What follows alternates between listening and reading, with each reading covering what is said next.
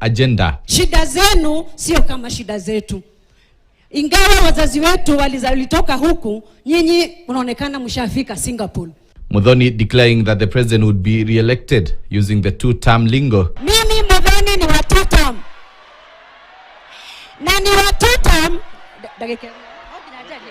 And this got her in trouble with the mourners, among whom was DCP leader Rigathi Gachagua.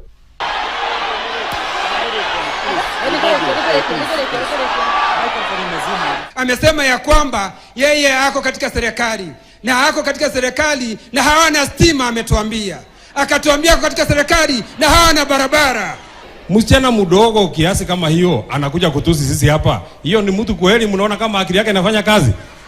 Na hiyo ndio marafiki ya William Ruto. ODM Secretary General Edwin Sifuna took a swipe at Suna East MP Junet Mohamed, accusing him of being behind Raila Odinga's loss in the 2022 polls. Wewe ulikuwa unakula pesa ya Uhuru, badala ulipe agents, ukaacha hawa kina Wamunyoro wakatupiga 10-0. Sasa hii tunalia huko nje. Kama sio wewe Junet, tungekuwa kwa serikali. Wao watu ya ODM, shida yenu sio Uhuru Kenyatta, Sifuna. Shida yenu ni Kasongo.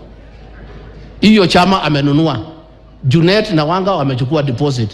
Politics of one term versus two term dominated the speeches as former Deputy President Rigathi Gachagua warned the Nyanza region against trusting President William Ruto.